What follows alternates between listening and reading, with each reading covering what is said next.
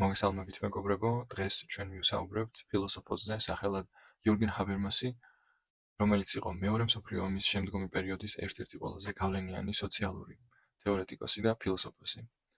ის არამხოლოდ ევროპული და ამერიკული აზროვნების ავანგარდში იდგა ამ დროს, არამედ იყო უაღრესად პროდუქტიული პუბლიცისტი და საჯარო ინტელექტუალი და მან გადამწყვეტი როლი ითამაშა გერმანიის პოლიტიკური კულტურის ლიბერალიზაციაში.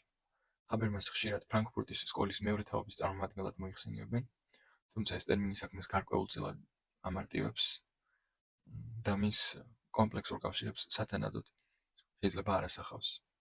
ამ ვიდეოში ჩვენ მივეხილავთ ჰაბერმასის გზას, მის ადრეულ ნაშრომებს, მათ შორის საჯარო სფეროს, გავლენიან კონცეფციას და დეტალურად გავაანალიზებთ მის სამ მთავარ ფილოსოფიურ პროექტს: სოციალურ თეორიას, დისკურსულ ეთიკას და დემოკრატიისა და კანონის თეორიას. მაგრამ სანამ ამ თემებზე ვისაუბრებთ, მცირედ შევეხოთ ჰაბერმასის ბიოგრაფიას. ჰაბერმასი 1929 წელს დაიბადა. ის გაიზარდა განათლებული საშუალო ფენის ოჯახში, კონსერვატიულ ოჯახში, რომელიც ნაცისტურ რეჟიმს არც აქტიურად უჭერდა მხარს და არც ღიად უპირისპირდებოდა. 1954 წელს სულ რაღაც 15 წლის ასაკში ის დასავლეთის ფრონტზე გაიწვიეს და ომის დასრულების შემდეგ ნიურნბერგის პროცესებისა და ჰოლოკოსტის შესახებ გაგებულმა საშინელებებმა მასზე წარუშველი კვალი დატოვეს. 1955 წელი მისთვის გახდა გარდამტეხი მომენტი, რომელმაც ჰაბერმასის პოლიტიკური და კულტურული მსოფლმხედველობა განსაზღვრა. როგორც თავად ამბობდა ერთ-ერთ ინტერვიუში, მე თავად ვარ გადამზადების პროდუქტი, ჩვენ ვისწავლეთ, რომ ბურჟუაზიული სამართლებრივი სახელმწიფო თავისი ამერიკული, ფრანგული თუ ინგლისური ფორმით არის ისტორიული მონაპოვარი. ჰაბერმასის კარიერა სავსე იყო საინტერესო და ხშირად დაძაბული მომენტებით. 1953 წელს, ჯერ კიდევ სტუდენტობისას, მან მწვავე კრიტიკული ესე მიუძღვნა ჰაიდეგერს იმის გამო, რომ ამ უკანასკნელმა უარი თქვა ნაციზმის შესახებ თავისი ადრინდელი გამონათქვამების გადასინჯვაზე. ხოლო 1968 წელს სტუდენტური პროტესტების პიკზე მან თავად გააკრიტიკა სტუდენტები რევოლუციური ფანტაზიების გამო და ამავდროულად მოუწოდა მათ ლიბერალური ინსტიტუტების შესაძლებლობები რადიკალური რეფორმიზმისთვის გამოეყენებინათ.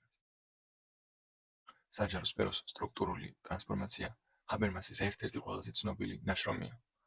მარტივად რომ ვთქვათ, საჯარო სფერო არის ადგილი, რომელიც არ ეკუთვნის არც სახელმწიფოს, არც ეკონომიკას და არც ოჯახს. ეს არის სივრცე, სადაც კერძო პირები იკრიბებიან, რათა საჯარო საზოგადოებრივი მნიშვნელობის საკითხებზე იმსჯელონ. აქ იბადება საზოგადოებრივი აზრი და ფორმირდება კრიტიკული გონების გამოყენების კულტურა.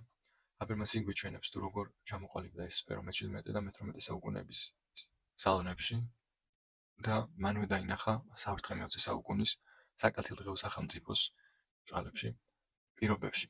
საჯარო სფერომ დაკარგა თავისი პირვანდელი ძალა მისი აზრით. და დღეს ეს სივრცე ხშირად მანიპულირებადია, სადაც ნამდვილი დისკუსიის ნაცვლად ინტერესთა ჯგუფების მოლაპარაკებები გვხდება. ჰაბერმასის ადრეულ შემოქმედებაში მთავარი კითხვა ის იყო, თუ როგორ დაშორდა მეცნიერება ადამიანურ ღირებულებებს და როგორ გადაიქცა ტექნოკრატიული იარაღად. ის ხედავდა, რომ კაპიტალისტური საზოგადოებები და ამ საზოგადოებების მთავარი მიზანი მხოლოდ ეკონომიკური ზრდა გახდა, რამაც პოლიტიკური დისკურსი დაავადმყოფა. მოგვიანებით 70-იან წლებში ჰაბერმასმა საფუძვლიანად გადაამუშავა თავისი თეორიული ჩარჩო და მისმა ნაშრომმა ლეგიტიმაციური კრიზისი დაგვანახა, რომ კაპიტალიზმის პრობლემები ახლა აღარ არის მხოლოდ კლასობრივი ბრძოლა, არამედ ნდობისა და ლეგიტიმაციის დეფიციტი. ის ცდილობდა ეპოვა გზები, თუ როგორ შეიძლებოდა საზოგადოებამ საკუთარი ქმედებები რაციონალური არგუმენტებითა და საყოველთაო ინტერესების შესაბამისად გაამართლოს. ჰაბერმასის მთავარი გაკვეთილი დღესაც აქტუალურია. დემოკრატია ცოცხლობს მანამ, სანამ არსებობს სივრცეები, სადაც ადამიანებს შეუძლიათ თავისუფლად და კრიტიკულად ისაუბრონ იმაზე, თუ როგორ გვინდა ვიცხოვროთ. ქონების იდეა, რომელიც სხვადასხვა მოთხოვნაში იშლება, აუცილებლად არის ჩაშენებული იმაში, თუ როგორ რეპროდუცირებს საკუთარ თავს მოლაპარაკე არსებათა სახეობა. ამბობს ჰაბერმასი. ჰაბერმასის შემოქმედების მწიფე პერიოდი იწყება თავისი მონუმენტური ნაშრომით კომუნიკაციური მოქმედების თეორია. ეს წიგნი იმ რთული და ნაყოფიერი ათწლეულის შედეგია, რომელიც მან შტაინბერგის მაქს პლანკის ინსტიტუტში გაატარა. ეს არის ამბიციური და ფართომასშტაბიანი ნაშრომი, რომელიც ქმნის ზოგად ჩარჩოს ურთიერთდაკავშირებული კვლევითი პროგრამებისთვის. ნაშრომი მოიცავს აზრისა და მოქმედების ერთიან თეორიას, ასევე სოციალური მოქმედების ტიპოლოგიურ თეორიას, სოციალურ ონტოლოგიას, კრიტიკული სოციალური თეორიის მონახას, რომელიც ზემოთ ჩამოთვლილ 3 პუნქტთან არის დაკავშირებული. ჩვენ ახლა ამ პუნქტებს, ამ თეორიებს თანმიმდევრობით განვიხილავთ. მიუხედავად იმისა, რომ კომუნიკაციური მოქმედების თეორია სოციალურ თეორიაში არსებულ კითხვებს პასუხობს, ჰაბერმასი მას აზრის სემანტიკურ თეორიაში შეტანილ წვრილადაც განიხილავს. მნიშვნელობების თეორიაში შეტანილ წვრილადაც განიხილავს. ამ თეორიას 3 საყრდენი აქვს. კარლ ბიულერის ენის მოდელი, რომლის მიხედვითაც ენა სამგანზომილებიანია და შეესაბამება ობიექტურ სამყაროს, მსმენელსა და მთხრობელს. ეს არის კარგი კოგნიტური, სააპელაციო და ექსპრესიული ფუნქციები. ასევე მეტყველების აქტის თეორია, კერძოდ კი ჯონ ოსტინისა და ჯონ სერლის მიერ განვითარებული ილოკუციური ძალის კონცეფცია. და ფორმალური სემანტიკა, ჭეშმარიტებაზე დაფუძნებული აზრის თეორია და მისი ვერიფიკაციონისტული თეორია, კრიტიკა. ეს 3 საყრდენი ქმნის იმას, რასაც ჰაბერმასი ფორმალურ პრაგმატიკას უწოდებს. ძირითადი იდეა არის ასეთი, რომ მეტყველების აქტი მაშინ გვესმის, როცა ვიცით, რა ხდის მას მისაღებს. იმისთვის, რომ გავიგოთ, რისი თქმა სურს მომხსენებელს, მსმენელს წვდომა უნდა ჰქონდეს იმ არგუმენტებზე, რომლებიც ამ ნათქვამის უკან დგას. მაგალითად, ბიულერის ფუნქციური სქემა ჰაბერმასისთვის საგზაო რუკასავითაა, რადგან ის მოიცავს ენობრივი აზრის მთელ სივრცეს და თანაბარ წონას ანიჭებს მათ განზომილებას. რისი თქმა სურს ავტორს, რა ითქვა შინაარსობრივად და რა გაკეთდა ამ ნათქვამით. ჰაბერმასის თეორიაში ეს ტრადიციული არქიტექტურა აისახება ბევრ რამეზე. 3 ვალიდობის ან ვალიდურობის მოთხოვნა, ჭეშმარიტება, მართებულობა და კურწყელობა. ასევე 3 დამოკიდებულება, ობიექტური, ნორმატიული და ექსპრესიული. და 3 სამყაროს თეორია, ობიექტური სამყარო, სოციალური, ინტერსუბიექტური სამყარო და სუბიექტური შინაგანი სამყარო. ჰაბერმასის აზრით, კომუნიკაცია მაშინ შედგება, როდესაც მოსაუბრე და მსმენელი რაღაცაზე შეთანხმდებიან. თუმცა, მაგალითად, ავტორი დეივიდ დორშელი სამართლიანად აღნიშნავს, რომ სქემა ზოგჯერ ზედმეტად გამარტივებულია, ზოგჯერ ნათქვამს არა შინაარსის, არამედ ფორმის ან ტონის გამო უარყოფთ. ამიტომ ამ სტრუქტურას უფრო სასაუბრო საყრდენად უნდა ვუყუროთ, ვიდრე აბსოლუტურ ჭეშმარიტებად. მეორე საყრდენი მეტყველების აქტის თეორია ენას ზემოქმედებად ასახავს, განიხილავს. ოსტინის ფრაზა, რომ მოვიშველიოთ ჩვენ სიტყვებით საქმეს ვაკეთებთ და ჰაბერმასი აქ ყურადღებას ილოკუციურ აქტებზე ამახვილებს, ანუ იმაზე, თუ როგორ ვაწვდით მსმენელს იმას, რასაც ვაკეთებთ. და ფილოსოფოსის აზრით, გაგება ადამიანური მეტყველების შინაგანი მიზანია. მესამე საყრდენი, ანუ ფორმალური სემანტიკა, არის კრიტიკულად მნიშვნელოვანი. ფორმალური სემანტიკა გვეხმარება გავიგოთ, როგორ ვქმნით უამრავ ახალ წინადადებას შეზღუდული ენობრივი ერთეულებით.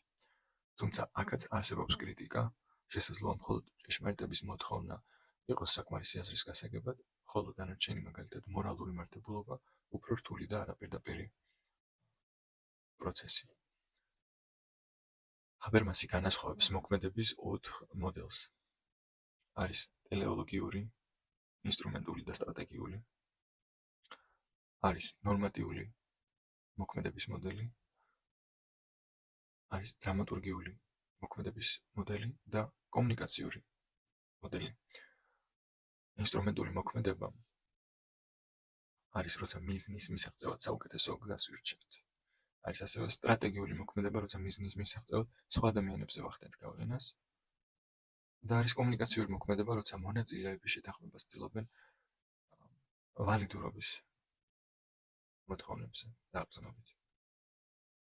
ჰაბერმასის მტკიცებით კომუნიკაციური მოქმედება არის საბაზისო ფორმა.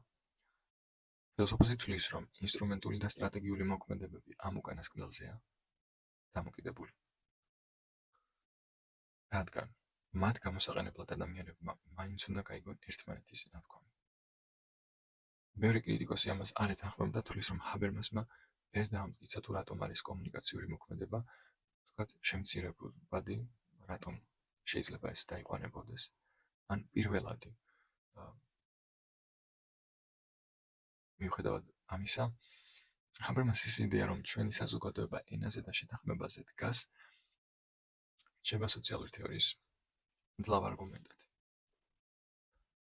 იურგენ ჰაბერმასის სოციალური ონტოლოგია არის კონცეფცია იმაზე, თუ როგორ ფუნქციონირებს საზოგადოება და რატომ ხდება მისი, საზოგადოების კოლონიზაცია. ერთ-ერთი ყველაზე დახვეწილი თეორიული კონსტრუქცია. იმისთვის, რომ ეს რთული იდეები უკეთ გავიგოთ, ეცდები დავიყვანოთ თეორიები ძირითად ელემენტებად. ჰაბერმასის თეორიის პირთვია დიქოტომია სისტემასა და სასიცოცხლო სამყაროს შორის. ეს არის ორობითი სისტემა და ეს ორი ერთმანეთის შემავსებელი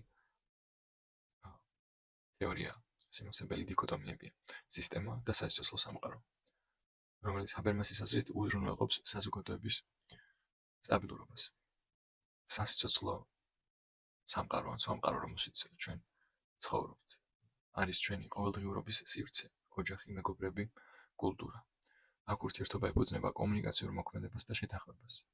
ჩვენ არ ვუყურებთ ერთმანეთს როგორც ინსტრუმენტებს, არამედ ვცდილობთ მივაღწიოთ ურთიერთგაგებას. ეს არის სივრცე, სადაც ყალიბდება ჩვენი იდენტობა და ღირებულებები. და სისტემა არის მაკროსტრუქტურები, როგორიცაა ეკონომიკა, ბიუროკრატია. აქ ურთიერთქმედება ხდება არა საუბრით, არამედ გაუთვითცნობიერებელი მექანიზმებით, ფულითა და ძალაუფლებით. ჩვენ არ გვჭირდება ყველასთან შეთანხმება, რომ ბაზარმა იმუშაოს. ანუ სისტემა თვით რეგულირებადია. პრობლემა მაშინ იწყება, როცა სისტემის ლოგიკა, ეფექტურობა, მოგება, ბიუროკრატიული კონტროლი იჭრება სფეროებში, რომლებიც თავისი ბუნებით მხოლოდ კომუნიკაციური შეთანხმებით უნდა იმართებოდეს. ჰაბერმასი ამას სასიცოცხლო სამყაროს კოლონიზაციას უწოდებს. რა ხდება კოლონიზაციის დროს? როდესაც ჯანდაცვა, თქვათ, განათლება ან ოჯახური ურთიერთობები ხდება მხოლოდ ეკონომიკური ტრანზაქციები, კარგავთ ადამიანურ, მორალურ და კულტურულ განზომილებას. და პათოლოგია. ეს იწვევს გაუცხოებას, აზრს მოკლებულ ცხოვრებას და კრიზისებს, რადგან სისტემური მექანიზმები ვერ ანაცვლებენ ადამიანურ ურთიერთგაგებას. კოლონიზაციის შემდეგი პროცესია რედიფიკაცია, რომლის დროსაც ადამიანები საზოგადოებრივ პროცესებს აღიქვამენ როგორც რაღაც უცვლელ ბუნებრივ კანონებს. როდესაც ეკონომიკურ სისტემას ისევ უყურებთ, როგორც ამინდს ან ფიზიკურ მოვლენას. ჩვენ ამ დროს ვკარგავთ იმის განცდას, რომ ეს ჩვენივე შექმნილია და შეგვიძლია მისი შეცვლა. აღსანიშნავია, რომ ჰაბერმასისთვის დისკურსი არ არის მხოლოდ საუბარი. დისკურსი არის კომუნიკაციის განსაკუთრებული ამაღლებული ფორმა, როგორც ის მას არქმევს. ფორმა, როცა ჩვენი ყოველდღიური ურთიერთგაგება ირღვევა და ჩვენ გადავინაცვლებთ მოქმედებიდან დისკურსზე. დისკურსის მიზანია დავის გადაჭრა და ახალი შეთანხმებელი წესების მოძიება. ახალი შემოთანხმებელი წესების მოძიება არის არგუმენტაციის ენობრივი თამაში. სადაც ვალიდობის მოთხოვნები, აი მაგალითად, ჩვენ ჩამოვთვალეთ ჭეშმარიტება, გულწრფელობა, მართებულობა უნდა იქნეს გამოსყიდული. ან შეიძლება სინონიმად ვიხმაროთ დამტკიცებული. ფილოსოფოსი აღნიშნავს, რომ დისკურსი არ არის ქაოტური გამათი, რომ დიალოგი არის კაცრად რეგულირებადი. და ჰაბერმასი გამოყოფს წესებს, რომ დისკურსს ძალადობისაგან ასუფთავებს და აძლევს უკეთესი არგუმენტის არანდალობდობრივ ძალას. და მთავარი პრინციპები ამისთვის არის, რომ ყველას აქვს მონაწილეობის უფლება და ყველას შეუძლია დასვას კითხვა, ან წამოაყენოს ახალი თეზისი და არავის აქვს უფლება სხვა დაწრგუნოს. ჰაბერმასის თეორია ორ მთავარ პრინციპს ადგენს. დისკუსიის პრინციპი, რომ ნორმა მხოლოდ მაშინ არის ვალიდური, თუ მას ყველა დაინტერესებული პირი რაციონალური დისკურსის მონაწილედ დაეთანხმება. და უნივერსალიზაციის პრინციპი, რომ მორალური ნორმების შემოწმების კრიტერიუმი ამ კრიტერიუმის მიხედვით ნორმა ვალიდურია, ავთენტურია. თუ მისი საყოველთაო დაცვის შედეგები და გვერდითი მოვლენები ყველას ინტერესებს აკმაყოფილებს. ანუ საბოლოო ჯამში ყველასთვის მისაღებია. საინტერესოა შევადაროთ ჰაბერმასის ეს აზრები კანტს. კანტის კატეგორიული იმპერატივი მაგალითად მონოლოგიურია. ადამიანი მარტო ფიქრობს თავის თავთან. ჰაბერმასის კი არის დიალოგიური. ჩვენ არ ვამოწმებთ მაქსიმას იმით, შეგვიძლია თუ არა მისი საყოველთაო კანონად ქცევა, არამედ ვამოწმებთ სხვებთან ერთად. რომ შეგვიძლია თუ არა მასზე შეთანხმება. თავის შემდგომ ნაშრომში და ნაშრომებში საერთოდ ჰაბერმასმა შემოიტანა მკაფიო ზღვარი. ვთქვათ მორალი და მორალის განსაზღვრება, რომ ეხება სამართლიანობას და იმას, რაც თანაბრად კარგია ყველასთვის და ეთიკა ეხება კარგ ცხოვრებას, ანუ კითხვებს, რომლებიც კონკრეტულ საზოგადოებებს ან ინდივიდებს აინტერესებთ. და ჰაბერმასი ამტკიცებს, რომ მორალი პრიორიტეტულია ეთიკაზე, რომ მორალი ეთიკაზე მაღლა დგას, თუმცა ეს დაყოფა ბევრი კრიტიკოსისთვის გახდა მიზანი. მიზანი კრიტიკის, ამოცანა კრიტიკის ანდაც. ბევრისთვის მსგავსი დაყოფა არის ხელოვნური, რომ ზღვარი მორალსა და ეთიკას შორის არის ხელოვნური, რადგან კარგი და სამართლიანი ერთმანეთს მჭიდროდ ერწყმის, რომ მორალისა და ეთიკის კონცეპტები და ნაწილები ერთმანეთთან ჩახლართულია. ჰაბერმასის თეორიას სამი ძირითადი მიმართულებით აკრიტიკებენ. არსებობს ფემინისტური კრიტიკა ჰაბერმასის. კვლევები ვთქვათ ამბობენ, რომ ჰაბერმასის მიდგომა არის ზედმეტად ფორმალური და აბსტრაქტული. ჰაბერმასი უგულებელყოფს ზრუნვისა და პასუხისმგებლობის იმ ფორმებს, რომლებიც არ ჩნდება სამართლიანობის ვიწრო ჩარჩოებში. სხვა კრიტიკაა ვთქვათ პოსტკოლონიალური კრიტიკა, რომ ჰაბერმასის თეორია ევროცენტრულია და მისი რწმენა, რომ მოდერნიზაცია სწავლის პროცესია, ჰეგელის ეულ უნივერსალიზმს ეყრდნობა და დასავლურ მოდელს უპირატესად მიიჩნევს. და პრაქტიკული განხორციელება. კრიტიკოსთა ნაწილი თვლის, რომ ჰაბერმასის დიალოგური იდეალი რეალურად შეუძლებელია. რადგან არ შეიძლება ყველა დაზარალებული, მათ შორის მომავალი თაობების რეალურ დისკურსში ჩართვა. უბრალოდ იმიტომ, რომ ისინი სრულად ან საერთოდ ვერ იმონაწილეობენ საუბრებში. ჰაბერმასის ნაშრომი ფაქტებსა და ნორმებს შორის არის ავტორის პოლიტიკური ფილოსოფიის შეიძლება ვთქვათ მწერალი.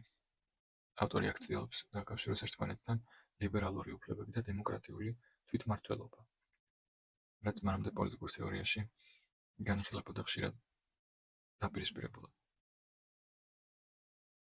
ჰაბერმასი დემოკრატიას აღვიქვამს არა როგორც ერთ მყარ ინსტიტუტს, არამედ როგორც კომპლექსურ პროცესს, რომელიც ორ მთავარ სფეროს ეყრდნობა და მოიცავს.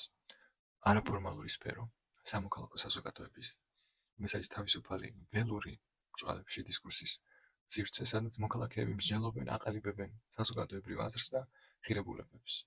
და ფორმალური სფერო, პარლამენტი, სახელმწიფო. ეს არის ინსტიტუციური მექანიზმი, ვალდებული გაფილტროს ბრჭყალებში სამოქალაქო საზოგადოებისაგან წამოსული გაჟღერებული იდეები და გადააქციოს ისინი კანონებად. საინტერესოა როგორ მუშაობს ეს სისტემა. მაგალითად, სამოქალაქო საზოგადოებიდან წამოსული კომუნიკაციური ძალაუფლება ბრჭყალებში, ის ჰაბერმასი ამ ტერმინს იყენებს, მიედინება პარლამენტისკენ და იდეალური დემოკრატიის პირობებში კანონები ასახავენ მსჯელობის შედეგებს. იმ მსჯელობის შედეგებს, რომლებიც მოქალაქეებს შორის უკვე შედგა. და მოქალაქეები საკუთარ თავს კანონების ავტორებად აღიქვამენ, ან აფორმებენ და არავით არ შემოხვედრებთ შემთხვევაში მხოლოდ ამ კანონების ადრესატებად. ჰაბერმასის აზრით, ინდივიდუალური ლიბერალური უფლებები და კოლექტიური სახალხო სუვერენიტეტი თანაბარნი არიან. გამოდროულად არიან გარკვეულწილად პირველადი ერთეულები. არ შეგვიძლია ვთქვათ, გქონდეს დემოკრატია უფლებების გარეშე, რადგან თავისუფალი დისკურსისთვის საჭიროა მოქალაქის დაცულობა და ასევე არ შეგვიძლია გქონდეს მყარი უფლებები დემოკრატიის გარეშე, რადგან ხალხის მიერ და მხოლოდ ხალხის მიერ შეთანხმებულ კანონებს აქვთ რეალური ძალა, რეალური ლეგიტიმაცია.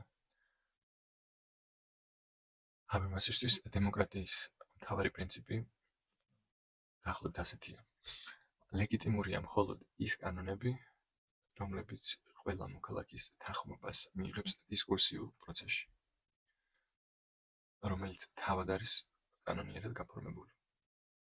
და ეს აზრი ჰაბერმასისთვის არის პასუხიც იმაზე, თუ როგორ უნდა დარჩეს რადიკალური დემოკრატიის ცეცხლი ანთებული თანამედროვე ბიუროკრატიულ სახელმწიფოში. როგორ უნდა დარჩეს დემოკრატიის აზრი აქტუალური. ჰაბერმასის მთავარი მეთოდია რეკონსტრუქცია, რაციონალური რეკონსტრუქცია. ავტორის მიერ გამოგონილი ან შექმნილი წესები არის მცდელობა გამოვავლინოთ სხვა ფარული წესები, რომლებსაც ჩვენი ყოველდღიური ქმედებები უკვე ეყრდნობა. და მოდელი ასეთია. ჰაბერმასი იყენებს ნოამ ჩომსკის ენობრივ გრამატიკას და ასევე ჟან პიაჟეს შემეცნებითი განვითარების თეორიას. ჩვენ საუბრობთ გრამატიკის წესების ცოდნის გარეშე. ჩვენ ვიყენებთ სოციალურ და მორალურ წესებს და ამ წესების რაციონალურად ფორმალიზება ჰაბერმასის აზრით შესაძლებელია. მიზანია გადავაქციოთ ჩვენი ინტუიციური ცოდნა კაპიო ცოდნად. და ასევე კრიტიკული ფუნქცია აქვს ამ მოდელს, რომ თუ რეკონსტრუქციის შედეგად დავინახავთ იმას ეწინააღმდეგება თუ არა ჩვენი ქცევა კომუნიკაციის იდეალურ წესებს, ჩვენ შეგვიძლია ეს ქცევა პათოლოგიურად ან დამახინჯებულად მივიჩნიოთ. აი მაგალითად, ასეთი იქნებოდა შემთხვევა თუ კი დისკურსში იქნებოდა იძულება ვინმეს მიმართ. ჰაბერმასი ფილოსოფიის ისტორიას ყოფს ორ ნაწილად: მეტაფიზიკურ პერიოდად და პოსტმეტაფიზიკურ პერიოდად. მეტაფიზიკურ პერიოდში, თქვათ, მოგიაზრებთ ისეთ ავტორებს, როგორც არიან პლატონი და ჰეგელი. პოსტმეტაფიზიკურ პერიოდში მოგიაზრებთ ჰაბერმასის თანამედროვეებს. მეტაფიზიკოსი, ფილოსოფოსი თავს მიიჩნევს მეცნიერებებზე ზემდგომად. ცდილობს დაიკავოს რაღაც არქიმედესეული წერტილი, არჩიოს წერტილი ან აღმოაჩინოს და შეხედოს სამყაროს ამ წერტილიდან, ანუ გარედან. და დაინახოს ის მთლიანობაში და გვითხრას უნივერსალური მარადიული ჭეშმარიტებები. პოსტმეტაფიზიკურ ფილოსოფიაში პრინციპულად ვეწინააღმდეგებით ჰაბერმასის აზრით ამ მიდგომას. ანუ უარს ვამბობთ გარეთ დამკვირვებლის პოზიციაზე და ვიაზრებთ, რომ ხდებით მონაწილეები პროცესების, რომ ფილოსოფოსი აღარ დგას საზოგადოებაზე მაღლა და ის არის საზოგადოების წევრი, რომელიც მუდმივ დიალოგშია მეცნიერებთან, მოქალაქეებთან და ჩვენ აღარ ვამტკიცებთ იმას, რომ აღმოაჩინეთ სამყაროს კანონები და რომ ჩვენ მხოლოდ ვამჩნევთ გარკვეულ წესებს, კომუნიკაციის შეთანხმების საჭიროების წესებს, რომ ჩვენი მოქმედებები საერთოდ აზრიანი იყოს, ვადგენთ შემდეგ ამ აღმოჩენილ ან დამტკიცებულ დებულებებს, წესებს. და ასეთ მიდგომას ასევე ახასიათებს მოკრძალება. ავტორის აზრით, პოსტმეტაფიზიკური ფილოსოფია აღარ გვასწავლის რა არის კარგი ცხოვრება და არც არასდროს გვასწავლიდა რა არის კარგი ცხოვრება ან ღმერთის ბუნება. და რომ პოსტმეტაფიზიკური ფილოსოფია რეალურად მხოლოდ არის მედიატორი, შუამავალი, და რომ ის გვეხმარება სხვადასხვა სფეროში, ვთქვათ, ის ეხმარება მეცნიერებას, სამართალს, ხელოვნებას და ეხმარება ყოველდღიურ ცხოვრებას ადამიანების. რათა ჩვენ ერთმანეთს გავუგოთ უკეთ. ჰაბერმასი გვთავაზობს იდენტობის ახალ მოდელს, კონსტიტუციურ პატრიოტიზმს. ვთქვათ, ტრადიციულად მოქალაქეებს ერთმანეთთან მაკავშირებდათ ეროვნული იდენტობა, საერთო ენა, ისტორია, კულტურა. თუმცა თანამედროვე მულტიკულტურულ საზოგადოებებში მსგავსი მოდელები სუსტდებიან და ხშირად სახიბათო ეთნონაციონალიზმში გადაიზრდებიან ხოლმე. ნაციონალური იდენტობის ნაცვლად მოქალაქეების სოლიდარობის წყარო უნდა გახდეს კონსტიტუცია. საინტერესოა, როგორ მუშაობს ეს მექანიზმი. პატრიოტიზმი ამ შემთხვევაში ნიშნავს ერთგულებას დემოკრატიული პრინციპების მიმართ. და არა, ვთქვათ, რაღაც სისხლისა და ნიადაგის ბრჭყალებში ციტირებ ავტორს ამ კონცეფტის სიყვარულს. არამედ, როგორც ვთქვით, ერთგულებას. დემოკრატიული პრინციპების მიმართ, რომლებიც არიან გაერთიანებული კონსტიტუციაში. და აქ ავტორი აღნიშნავს, რომ ასეთ დროს რეალურად მოქალაქეები თავს გრძნობენ ავტორებად კანონების. თავს გრძნობენ და აღიქვამენ როგორც კანონების შემოქმედად. და ასე ერთიანდებიან ისინი. და არა ვთქვათ იმ გაგებით, რომ ისინი არიან ერთად დაბადებული რაიმე ნაციონალური ნიშნით. და უნივერსალური და კონკრეტულის დაყოფა, როცა ამ თემებზე ვსაუბრობთ, არის ძალიან საინტერესო.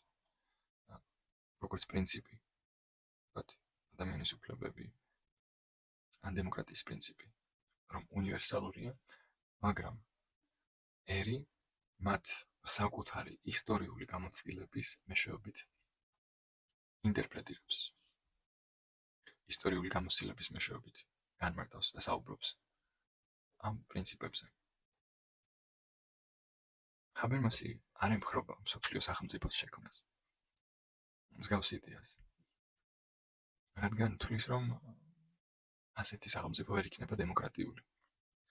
ის ამბობს, რომ მსგავსი კონსტრუქციის ნაცვლად საერთაშორისო სამართლის კონსტიტუციონალიზაციას შეუძლია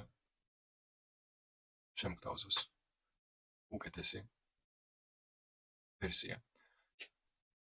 აქ ჰაბერმასი მმართველობას სამ დონედ ყოფს: ეროვნული დონე, ტრანსნაციონალური დონე და სუპრანაციონალური, ანუ გლობალური დონე. ეროვნულ დონეზე სახელმწიფოებს აქვთ შესაძლებლობა უფლება ძალის გამოყენების და ისინი ასევე უზრუნველყოფენ უშუალო დემოკრატიის ლეგიტიმაციას. ტრანსნაციონალურ დონეზე, მაგალითად, ევროკავშირი ურთიერთობა ეფუძნება სამართლიან მოლაპარაკებებს და ურთიერთობა არ ეფუძნება უშუალო დემოკრატიულ ნებას. ეს დონე პასუხისმგებელია ეკონომიკურ, სოციალურ და გარემოსდაცვით პოლიტიკაზე.